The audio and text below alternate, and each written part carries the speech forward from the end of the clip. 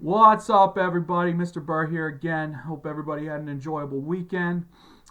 Today's topic, we are going to do a crash course in Virginia diploma requirements. So this is a good video for really anybody, but especially for rising ninth graders, 10th graders, and even people not in high school yet. If you just wanted to start planning, it's never too early to start.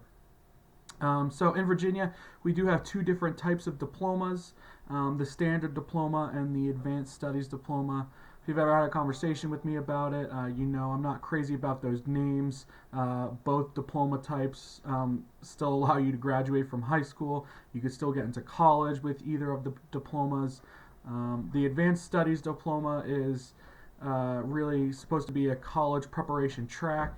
But again, there is definitely still tons of people who still apply and get into college with a standard diploma. So again, just two different names, different requirements.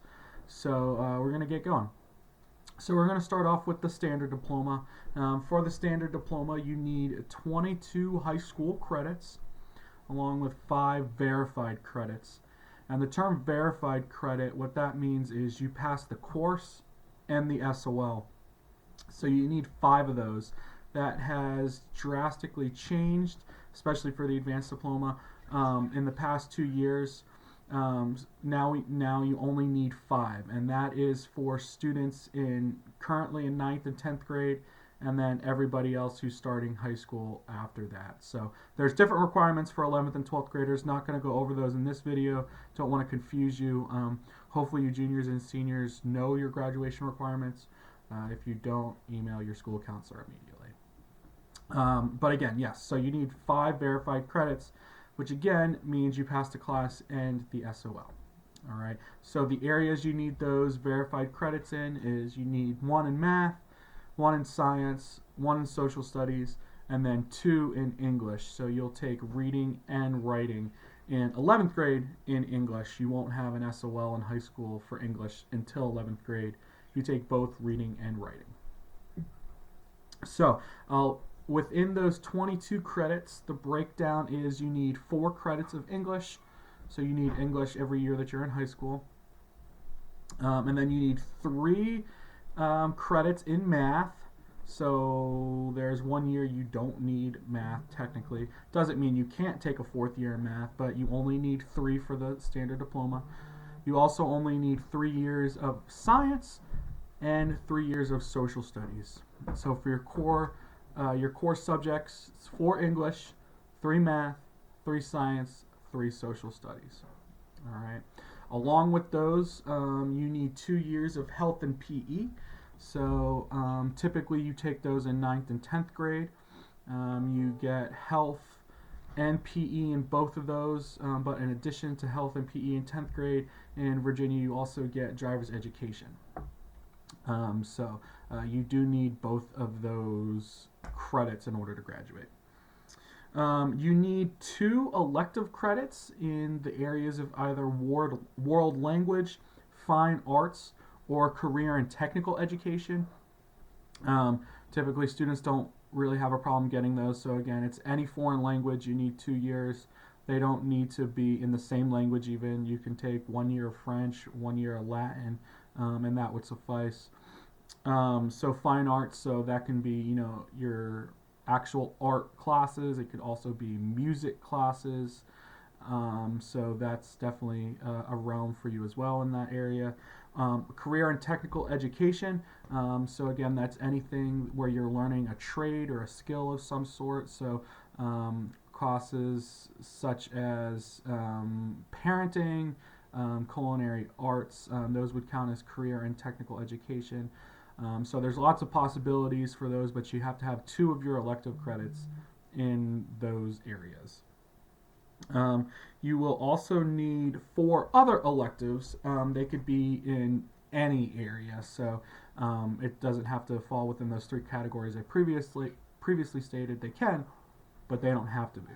So you really need 6 electives total, but again, 2 in the areas that I listed, and then 4 others. And the important thing to remember about those is 2 of them have to be consecutive. Okay, so you need consecutive electives, which means part 1 and part 2 of something. So it could be going back to the foreign language. It can be Spanish 1 and Spanish 2. It could be basic technical drawing and engineering drawing. We offer computer classes. It can be computer information systems and advanced computer information systems. But it has to be part 1 and part 2 of something, so that's really important. Additionally, every student in Virginia has to take economics and personal finance. That is a graduation requirement. Typically, you don't take that class until your junior or your senior year, so it's not something rising freshmen really need to have on their radar quite yet. But again, it is required for all students. If you are looking on the Virginia Department of Education website, you will see a note that you have to take a virtual course. So a note for that for our school district is we work that into their classes that they're already taking. So it's not something that they have to take in addition. We work it into our curriculum, so every student is guaranteed to take that virtual course. Every student must pass first aid and CPR and get that certification. In our school district, we work it into our Health and PE 9 curriculum. So as long as you're taking it in the school, then you will automatically get that certification. So it's nice that we do that automatically. The last really requirement here is all students must take an AP honors or a CTE course.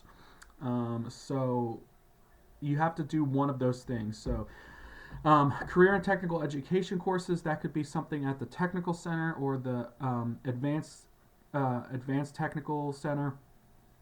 So that is definitely a possibility if you're not interested in taking an honors or AP course. Career and technical education courses will suffice for that as well. If you have more specific questions about those career and technical ed classes, you can certainly ask your school counselor, but that's one of the things your school counselors are doing. You're making sure you're meeting all those graduation requirements. So we won't let you slide through without taking one of those courses, but just keep that in mind. You have to take an AP honors or career and technical education course. So with the standard diploma, you need 22 credits. And a benefit of going with the standard diploma is it's leaving you opportunity to do other things with your high school career, such as going to the Career and Technical Center or the Advanced Technology Center. So those are typically 2-year programs where you're there for half a day. There are some 1-year programs, but it's leaving room in your schedule. So as we'll go over in a minute, the advanced diploma is 26 credits, so there's not as much wiggle room for you to go to those centers. Again, plenty of students do, but again, it's just a couple extra credits for the advanced diploma, so there are some extenuating circumstances that students have to kind of jump through to make that happen. So if you're interested in the Career and Technical Center or the Advanced Technology Center, you'll get lots of more information if you haven't already from your counselors and from those centers themselves. So you can certainly, add that into your curriculum when you are in high school. All right, we're going to move on to the Advanced Studies Diploma. So again, there are a couple differences, so we'll make sure we'll hit those. So this one, you do need 26 credits, first 22 in the standard. You still only need 5 verified credits, though. So that drastically changed. So if you have an older brother or sister that said they needed 9 verified credits, that's not true anymore. You only need 5. They fall in the same areas as the standard diploma, so 2 in English, 1 in math, 1 in science, 1 in social studies. And this time for the physical credits, you are going to need 4 English, 4 science, 4 math, 4 social studies. So essentially, it's all your core subjects every single year.